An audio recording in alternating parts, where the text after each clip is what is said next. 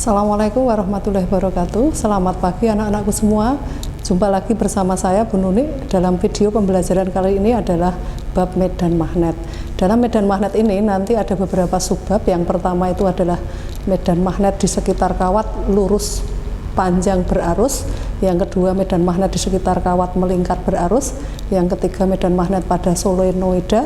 Yang keempat medan magnet pada toroida. Dan yang kelima nanti adalah gaya Lorentz. Nah, yang pertama yaitu medan magnet di sekitar kawat berarus listrik. Sebelum masuk ke situ, kalian masih ingat medan listrik definisinya adalah ruangan di sekitar muatan listrik, di mana kalau ada muatan listrik lain diletakkan dalam ruang itu, dia akan masih mengalami gaya listrik. Begitu juga medan magnet. Maka medan magnet itu didefinisikan sebagai ruangan di sekitar magnet, di mana kalau ada magnet lain dalam ruang itu, dia juga akan masih bisa mengalami gaya magnetik. Nah, ada seorang ilmuwan yang mempelajari tentang medan magnet di sekitar kawat berarus listrik, kawat lurus berarus listrik, namanya adalah Hans Christian Ørsted. Menurutnya bahwa di sekitar kawat berarus itu timbul medan magnet. Nah, ini dibuktikan dengan adanya jarum kompas yang diletakkan di dekat kawat berarus listrik, maka jarum kompas itu akan membelok baik ke kiri atau ke kanan sesuai dengan arah arus yang diberikan pada kawat berarus tadi. Jadi seperti ini. Ini kalau jarum kompas tanpa dialiri arus listrik, kawatnya ini dia tetap menunjuk utara selatan. Kalau dialiri arus dari arah ke atas ini, arah arusnya, maka jarum kompasnya membelok ke kanan. Kalau dibalik membelok ke kiri. Nah, simpangan jarum kompas ke kiri atau ke kanan itu menunjukkan bahwa di sekitar kawat berarus itu timbul medan magnet. Nah, bagaimana arah medan magnet? Itu adalah arah medan magnet itu karena medan magnet itu merupakan besaran vektor, maka tentu ada arahnya. Nah, arah medan magnet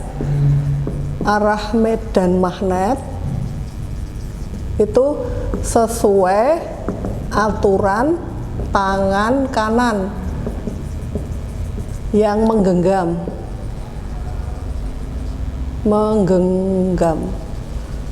Nah, ini jadi kalau kita nah ini misalkan ini tangan jari kita gini, tangan kanan ini adalah ibu jari, ini ibu jarinya terlalu besar. Nah, ini adalah arah medan magnetnya. Ini adalah arah I, ini arah medan magnet. Jadi arah medan magnet ini B itu ditunjukkan oleh keempat jari yang menggenggam. Sedangkan arah I, arah arus atau I ditunjukkan oleh ibu jari. Nah, perjanjian tanda inti kalau ini keluar bidang gambar. Kalau titik itu, kalau silang itu artinya masuk bidang gambar. Bagaimana masuk dan keluar itu? Kalau keluar itu misalkan ini adalah arah medan magnetnya, maka mata spidol ini adalah arah B-nya, itu arah keluar bidang gambar. Jadi keluar itu menuju pembaca atau menuju kita. Kalau masuk itu menjauhi pembaca. Jadi masuk bidang gambar artinya masuk ke sana menjauhi pembaca. Ini keluar bidang gambar itu menuju pembaca. Ini menjauhi pembaca. Kenapa titik dan silang? Jadi kalau kita ibaratkan anak panah, ini anak panah, maka kalau menuju pembaca yang kelihatan itu hanya titiknya saja, mata panahnya ini. Tetapi kalau keluar maksudnya masuk bidang gambar, yang kelihatan adalah ekornya ini. Jadi seperti tanda silang ini. Jadi perjanjian tanda ini penting nanti karena dalam menentukan arah medan magnet kita selalu menggunakan tanda-tanda ini. Jadi sekarang kita praktekkan bahwa ini tadi, ini adalah, perhatikan, ini adalah ibu jari, tangan kanan ya, jangan lupa ini tangan kanan bukan tangan kiri. Nanti kalau tangan kiri udah beda lagi. Tangan kanan, jempolnya ini ibu jari itu adalah arah arus. Nah, keempat jari yang menggenggam ini adalah arah medan magnet. Jangan salah bahwa arah medan magnet itu muter begini sesuai putaran lingkaran ini, tergantung titiknya di mana nanti. Kalau lebih jelasnya, Ibu pakai apa? Media yang sangat sederhana ini, misalkan ini ibu jari atau yang menunjukkan arah arus. Ini adalah keempat jari tadi. Kalau arusnya itu ke atas begini, nah titik di depan kawat ini, maka arahnya adalah kalau menurut kalian ke kiri atau ke kanan ini? Ke kanan ya. Di depan kawat itu ke kanan, muter terus. Di sini masuk bidang gambar, di sebelah kanan kalian itu masuk bidang gambar, di sini ke kiri, di sini keluar bidang gambar. Jadi mubeng gini. Titiknya di mana? Cari garis hubungnya, terus sesuai arah jarimu, keempat jarimu yang menggenggam tadi. Sebagai contoh, ini sekarang kalau contoh menentukan arah medan magnet di sekitar kawat lurus panjang berarus. Misalkan ini kawatnya lurus panjang sekali. Misalkan arah arusnya itu di sini, I-nya itu ke atas, titiknya itu ada di sini. Nah, misalkan ini titiknya itu titik X, terus di sini titik Y, maka B di X itu arahnya kemana? Ayo kita lihat. I-nya ke atas sesuai ibu jari. Nah, X itu kan di sebelah kanan kita, berarti masuk bidang gambar. Kalau titik Y di sebelah kiri kita, berarti ini keempat jari kita itu kan menuju ke pembaca, keluar bidang gambar. Maka BX itu arahnya adalah masuk, BY, maksudnya BX itu B di titik X, BY, B di titik Y itu keluar. Ini masuk, ini keluar. Nah, sekarang kalau kawatnya itu arusnya ke bawah, ya dibalik, titik X dari di mana, titik Y, BX-nya kemana, BY-nya kemana. Nah, kalau ke bawah ya ini tinggal gini. Oh, titik X keluar bidang gambar, titik Y mubeng, oh masuk bidang gambar. Maka ini yang keluar, ini yang masuk. Nah, sekarang kalau ini contoh nomor 1 ya, nomor 2, nomor 3 contohnya, misalkan kawatnya begini, arusnya begini, di atasnya dan di bawahnya BX, BY. BX kemana, BY kemana? BX, oh ini arusnya itu ke kanan, BX itu di atasnya, keluar bidang, BY yang masuk bidang, ini keluar, ini yang masuk. Sekarang kalau ada dua kawat, ini yang nomor 4. Karena tadi medan magnet adalah termasuk besaran vektor, maka nanti coba perhatikan di titik P, di titik Q, di titik R. Ini coba P, Q, ya ini Q-nya aja. P, Q, R. Coba arusnya saya ambil ke atas semua, I-nya ini ke atas semua. Ini kawat pertama, ini kawat kedua. Jadi pada medan magnet yang ditimbulkan oleh dua kawat lurus berarus itu akan mengalami vektor penjumlahan nanti. Kita lihat BQ akibat kawat 1, perhatikan BQ kawat 1, titiknya di sebelah kiri. Berarti keluar bidang, yang di sini akibat kawat kedua juga di sebelah kiri keluar bidang, maka di sini BQ1 itu keluar, BQ2 keluar, maka BQ-nya adalah resultan ini. Kalau ada dua buah vektor semuanya arahnya keluar-keluar, ya berarti dijumlahkan. Arahnya ikut mana? Ya ikut yang keluar karena sama. Nah, ini BQ itu adalah BQ1 plus BQ2. Nah sekarang BR dulu, BR1, BR2, maksudnya BR1, BR2 apa? Medan magnet di titik R akibat kawat 1, BR1. Medan magnet akibat titik R, medan magnet di titik R akibat kawat kedua itu BR2. Arahnya kemana? BR1 di sebelah kanan masuk, ini juga sebelah kanan kawat masuk, berarti masuk. BR-nya tentunya pasti masuk, ada dua vektor semuanya masuk bidang gambar, pasti arah resultan vektornya juga masuk, dijumlahkan. Nah sekarang BP1 itu akibat kawat 1 di sebelah kanannya BP, masuk bidang. BP2 karena di sebelah kiri keluar bidang, P-nya kan di sebelah kiri, titiknya di sebelah kiri kawat kedua, keluar. Nah BP itu bisa resultannya bisa masuk atau keluar tergantung besar mana. Kalau besar yang masuk nilainya maka arahnya ikut masuk, kalau besar yang keluar arahnya maka ikut yang keluar itu. Jadi ini vektor.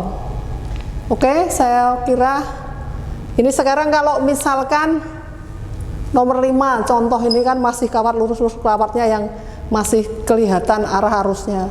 Kalau seperti ini nanti kalian juga bisa ini kawat 1 I-nya, ini kawat 2 titik P di sini. Yang BP1 kemana? BP1 masuk, BP2 ini nah masuk lagi nih, karena ini di sebelah kirinya tetapi arahnya kan ke bawah, BP2 juga masuk, maka B di P itu sama dengan masuk resultannya. Sekarang satu lagi contoh yang ini baru arah-arahnya ya, belum hitungannya. Sekarang kalau misalkan arusnya itu masuk bidang gambar, ini I1, ini I1, I2, semuanya masuk ini. Sekarang titiknya ada di atas ini. Nah, untuk menentukan arah B, coba ini harus perlu ketelitian. Coba ini arusnya itu masuk bidang ke sana. Ini misalkan ini arusnya yang mata spidol ini masuk ke sana, arus ini juga masuk ke sana. Titiknya di sini arahnya kemana? Yo, masuk titik itu, maka arahnya adalah tegak lurus sisi ini, nah ke sana. Ini B1. Lah B2 ini juga masuk, ini di titiknya sini, maka arah B2 itu adalah tegak lurus sisi ini, garis hubung ini ke sana. Ini B2, maka B di titik, misalkan ini titik P, maka B di titik P adalah ini membentuk sudut berapa, nanti tergantung nilainya berapa, maka B di P itu adalah ini BP. Nah BP itu adalah akar B1 kuadrat plus B2 kuadrat plus 2B1 B2 cos alfa. Nih ini contoh untuk arah-arah medan magnet. Nah sekarang kita mulai masuk ke hitungannya.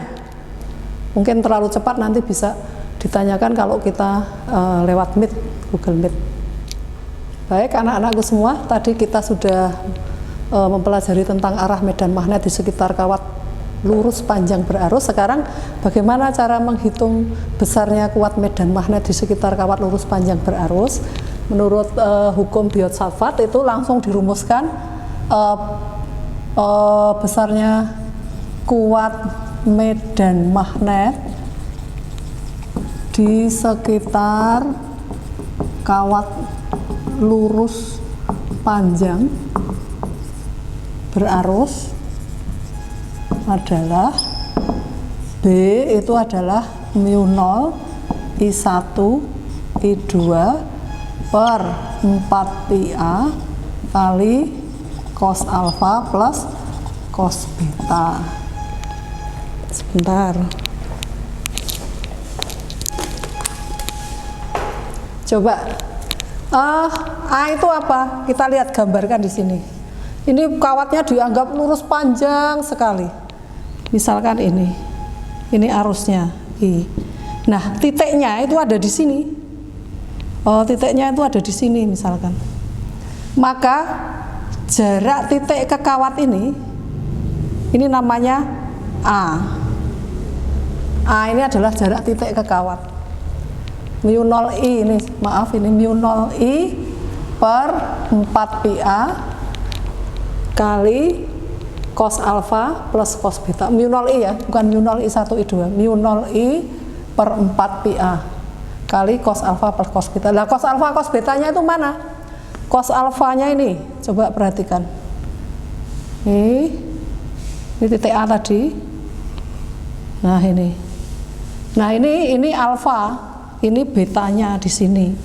Nah, karena kawatnya itu panjang sekali, sementara titik A-nya itu kecil, misalkan dibandingkan dengan kawatnya ini jaraknya itu sangat pendek. Misalkan A itu adalah jarak titik ke kawat dalam meter, B itu kuat medan magnetnya tadi, itu dalam Weber per meter persegi atau Tesla itu boleh. I itu arus pada kawat lurus dalam ampere. Alfa itu sudut, alfa beta itu sudut yang dibentuk antara kawat dengan jarak titiknya tadi. Nah, ini alfanya adalah ini, betanya ini. Kalau kawatnya itu panjang sekali, otomatis alfa ini mendekati 0, betanya juga mendekati 0, maka B persamaannya menjadi mu 0 I per 4 pi A cos 0 plus cos 0. Nah, cos 0 plus cos 0 berapa? Mu 0 I per 4 pi A, cos 0 itu 1 plus 1. Nah, ini 1 per 1 2, berarti menjadi B-nya itu adalah B pada kawat lurus panjang menjadi mu 0 I per 2 pi A. Nah, mu 0 sendiri tadi, belum ya, ini permeabilitas untuk ruang hampa. Besarnya berapa? 4 pi kali 10 pangkat min 7 Weber per ampere meter. Jadi rumus ini berlaku untuk B pada kawat lurus panjang berarus.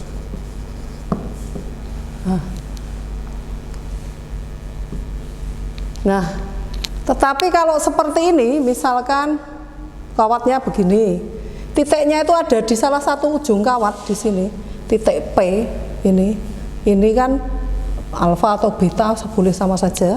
Terus ini panjang sekali, tapi salah satu titiknya itu ini alfanya. Nah, maka B di titik P itu tadi, B di titik P itu menjadi mu 0 I cos 90, cos betanya cos 90 plus cos 0 per 4 pi A. Berarti menjadi berapa? Ya, mu 0 I cos 90 itu 0 plus 1 per 4 pi A. Berarti B di P itu adalah mu 0 I per 4 pi A. Itu kalau titik P-nya itu atau A-nya itu jarak titik ke kawatnya ada di salah satu ujung dari kawat tersebut. Ini akan sama juga kalau kawatnya bentuknya kayak gini, terus titiknya itu ada di sini. Nah ini A-nya. Nah ini entah ini mau beta, ini alfanya 90, di sini 0. Maka rumusnya juga sama, B di P itu kayak gitu. Tetapi kalau yang seperti ini tadi, titik A-nya itu di antara, maksudnya itu tidak di salah satu ujung kawat, maka B-nya menjadi mu 0I per 2πA, karena cos 0 tambah cos 0. Kalau ini kan cos 0 ditambah cos 90 itu 0, cos 0 1, maka menjadi B di P itu mu 0I per 4πA. Nah, bagaimana kalau kawat lurus panjang begini, beraliran arus I ke sini, titiknya itu sepanjang kawat ini, di sini, titik P, maka kalau titik P-nya itu ada di sepanjang kawat, mau begini, misalkan arusnya ini, titiknya itu ada di sini, titik P yang ini rangkaian yang ini ke sini, ini ke sini, atau ini di bawah sini, titik P-nya itu ada di bawah sini, maka ini tidak timbul medan magnet karena tidak ada jaraknya ke kawat. Jaraknya itu bukan di atas atau bawahnya kawat ya, bukan begini, bukan sejajar kawat ya. Apa istilahnya ini apa? Selurus dengan kawatnya, ini tidak menimbulkan medan magnet. Tidak ada jarak ke kawat ini juga. Yang ada itu yang seperti ini, titiknya ada di sini, misalkan ini kan jaraknya A, ini arusnya misalkan. Maka kalau yang ini dan ini tidak timbul medan magnet. Nah, ini tadi yang contoh-contoh kalau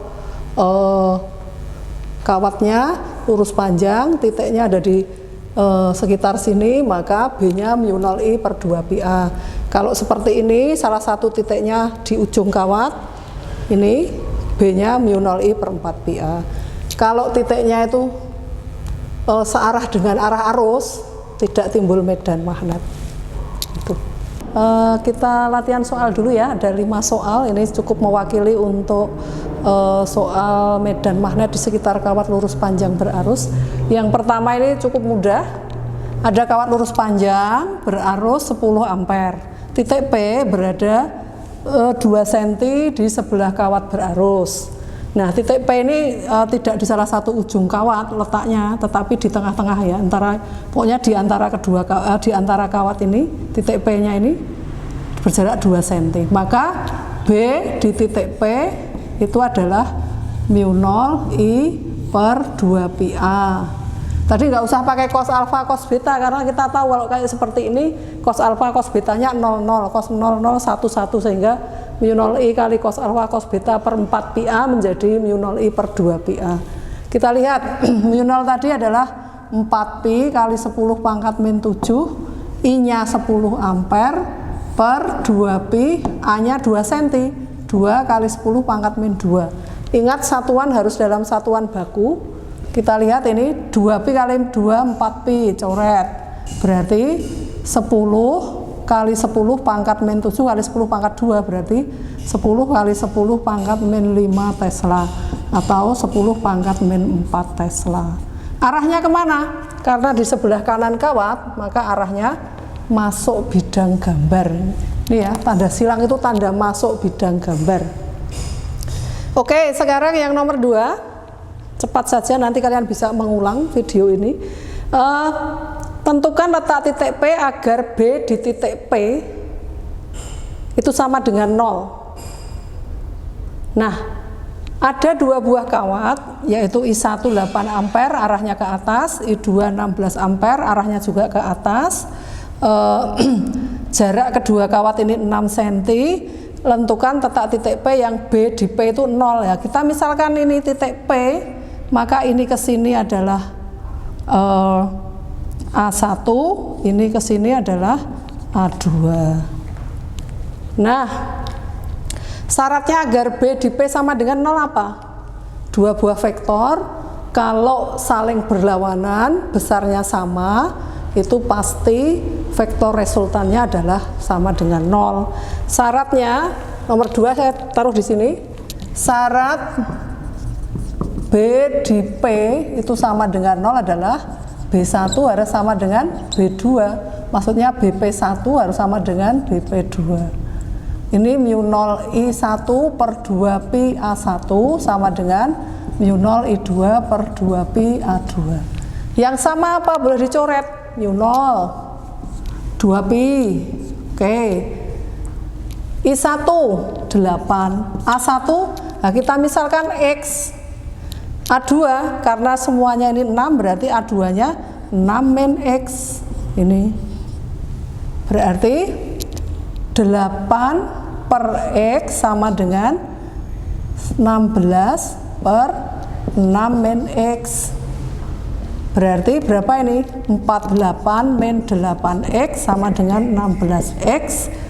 48 sama dengan, ini pindah ke sana menjadi 24X, X-nya itu adalah 48 bagi 24. Hasilnya adalah 2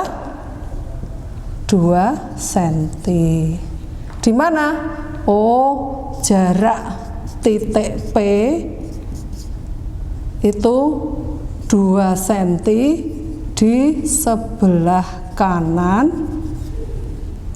I1, atau berapa?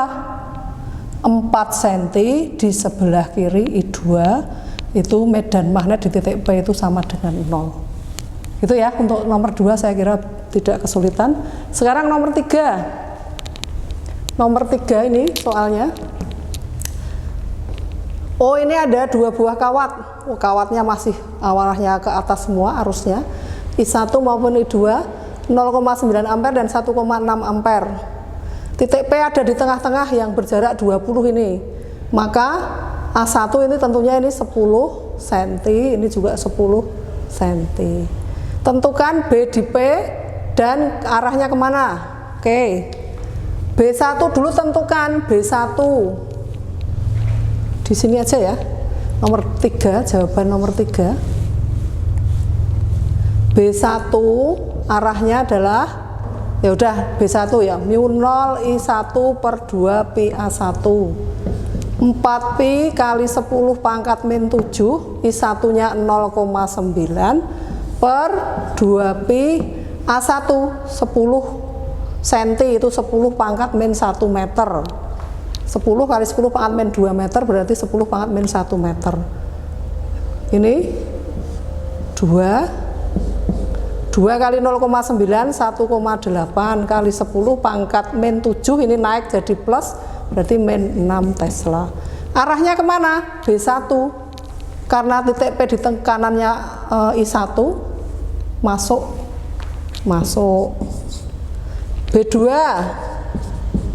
B2 itu adalah mu0 I2 per 2 pi A2. 4 pi kali 10 pangkat min 7 kali I2 1,6 per 2 pi A2. A2 nya juga 10 pangkat min 1. Coret 2 kali 1,6 3,2 kali 10 pangkat min 6 Tesla. Arahnya kemana? I2, titik P di sebelah kiri I2, tangan kanan ingat, jempol ini arah arus, keempat jari arah medan magnet, maka B di P2 itu keluar bidang, ini keluar. Ingat, ada 2 vektor berlawanan arah, besarnya beda, maka arah vektornya mengikuti yang lebih besar tapi diselisihkan karena berlawanan arah. Maka dari sini B di P itu adalah B2 min B1. Yang besar kurang yang kecil, 3,2 kali 10 pangkat min 6 dikurangi 1,6 kali 10 pangkat min 6. Hasilnya adalah 1,6 ya. Benar toh, ini 3,2 kali 10, 1,6 kali 10 pangkat min, oh salah, ini dikurangi 1,8 ini, maaf, 1,8 ini. Berarti 1,4 kali 10 pangkat min 6 Tesla. Arahnya ya mengikuti yang besar, yaitu ke luar. Oke. Baik, kita lanjutkan soal nomor 4 anak-anak semua. Ini kita lihat, ini bujur sangkar. Di titik-titik bujur sangkar ini ada arus, yang satu masuk, keluar, keluar, masuk. Kita namai aja A, B, C, D. Titik P itu berjarak di tengah-tengah pusat persegi ini. Sisinya 0,2 meter atau 20 cm. Tentukan besar B di titik P di pusat persegi dan kemana arahnya. Sekarang kita lihat persegi ini sisinya 0,2, terus masing-masing arus dari ini masuk keluar keluar masuk ini adalah 5 ampere. Sekarang kita cari dulu arahnya. Nah, kalau P ini di tengah-tengah persegi berarti jaraknya ini sama semua. A-nya berapa? Kalau setengah diagonal itu. Kalau sisinya adalah 0,2, maka A-nya A1 sama dengan A2 sama dengan A3 sama dengan A4 atau AA, AB, AC, AD, yaitu diagonal itu kan 0,2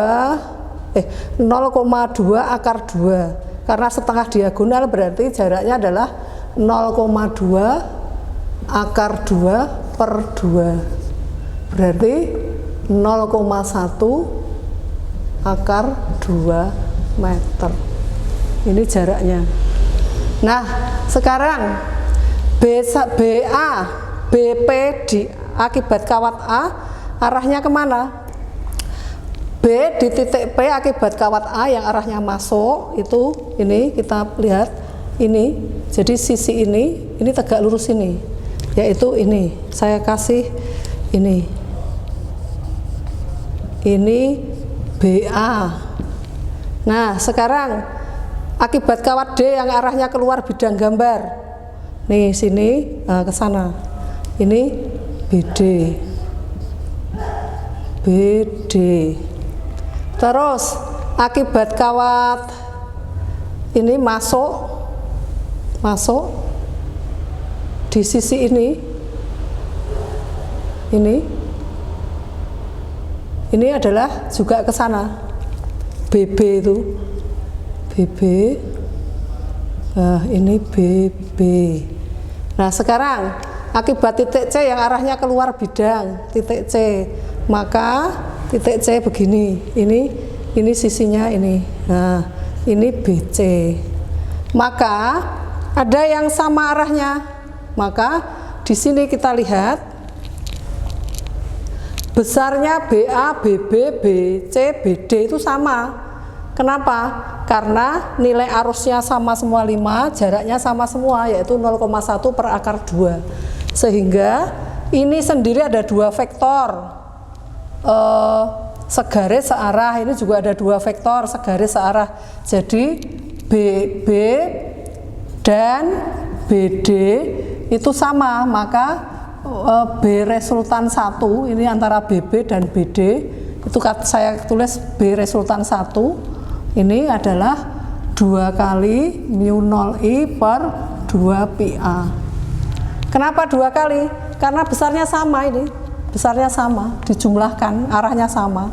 2 kali 4 pi kali 10 pangkat min 7 kali 5 ampere per 2 pi, A nya adalah 0,1 akar 2. Ini dicoret 2, 4 kali 5, 20 kali 10 pangkat min 7 kali 10 pangkat 1, ini 0,1 nya per akar 2. Berarti berapa ini? 20, ada 2 aja, kali 10 pangkat min 5 per akar 2. Ini BR1. BR2 tentunya juga sama. BR2 itu antara BA dan BC. BR2 itu hasilnya juga 2 10 pangkat min 5 per akar 2 Tesla. Ini BR2. Nah, antara BR1 dan BR2, BR1 itu ini resultan ini ke sini, sudutnya adalah 90. Berarti B di titik P itu adalah akar dari BR1 kuadrat plus BR2 kuadrat. Karena cos 90 itu 0, maka menjadi 2 kali 10 pangkat min 5 per akar 2 kuadrat plus 2 kali 10 pangkat min 5 per akar 2 kuadrat. Berapa ini? Ini berarti berapa ini? Akar 2, 4 kali 10 pangkat min 10 per 2 ditambah 10 pangkat min 10 per 2. Berarti akar 8 kali 10 pangkat min 10 per 2. Berarti 8 itu kan 4 kali 2. Oh, ini berarti bisa dicoret ya ini ya. Nah, berarti menjadi akar 4 kali 10 pangkat min 10. Ini 4 ya. Hasilnya adalah 2 kali 10 pangkat min 5 Tesla. Arahnya kemana? Arahnya adalah menuju ke sini, menuju titik AD. Jadi di tengah-tengah AD, di tengah-tengah AD, menuju ke tengah-tengah AD. Besarnya 2 kali 10 pangkat min 5. Sekarang nomor 5. Nomor terakhir, nomor 5. Penghantar ABC seperti gambar dialiri arus 10 ampere. Berapa besar titik B, besar B di titik D, dan kemana arahnya? Sekarang kita lihat. Ini kawatnya, ini 6 cm. Titik D itu di sini. Ini yang saya kawat AB dulu. Nah, ini 90 derajat. Ini dianggap berapa ini alfanya? Oke. B di D akibat kawat AB adalah μ0I cos alfa plus cos beta per 4πA. Coba 4π kali 10 pangkat min 7, I-nya 10 ampere.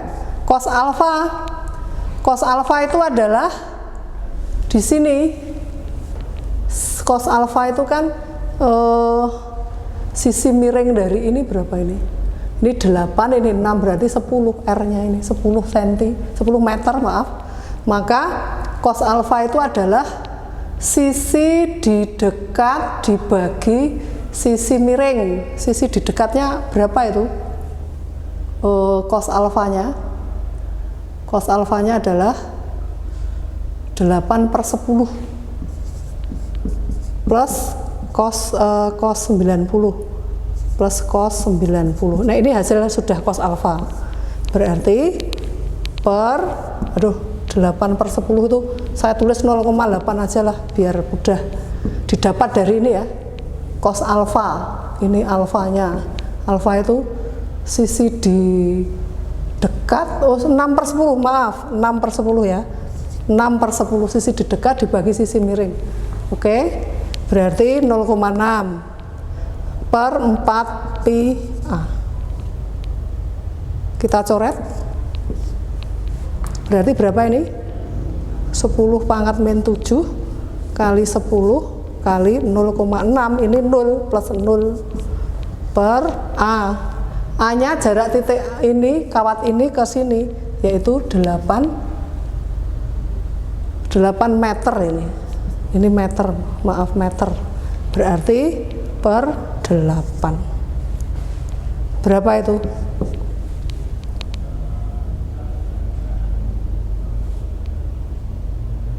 Berapa jaraknya?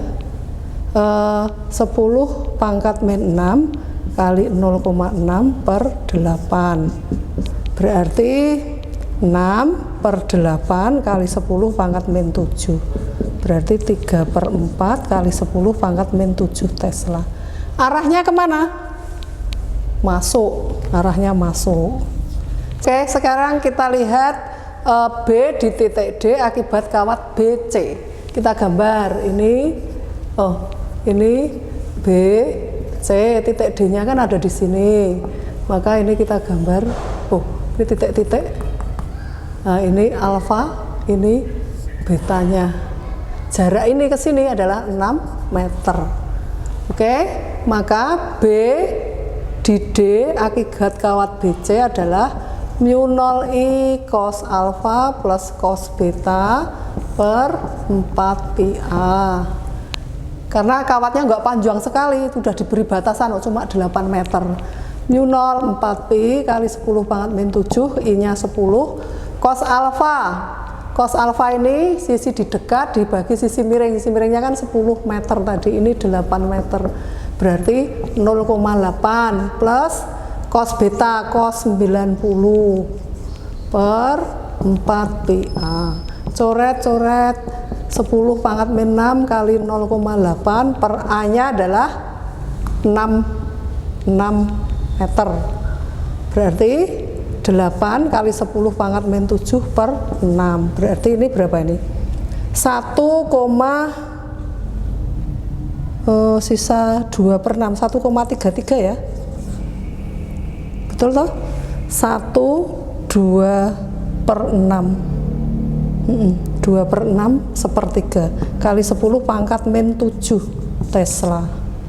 Nah sekarang kita lihat arahnya kemana. Wow, arahnya masuk lagi, masuk, berarti B di D itu adalah BDAB plus BD BC. Maksudnya itu B di titik D akibat kawat AB dan B di titik D akibat kawat BC. Kenapa dijumlahkan? Karena arahnya masuk semua, vektornya sama, segaris dijumlahkan. Berarti 0,75 ditambah 1,33 kali 10 pangkat min 7. Hasilnya adalah 2,0 berapa ini? 2,08 ya, kali 10 pangkat min 7 Tesla. Arahnya masuk. Oke, saya kira untuk video pembelajaran medan magnet di sekitar kawat lurus panjang cukup sekian, semoga bermanfaat. Silahkan nanti dipelajari berulang. Nanti kalau tidak misalnya ada pertanyaan nanti bisa ditanyakan langsung ke saya saat meet. Terima kasih. Assalamualaikum warahmatullahi wabarakatuh.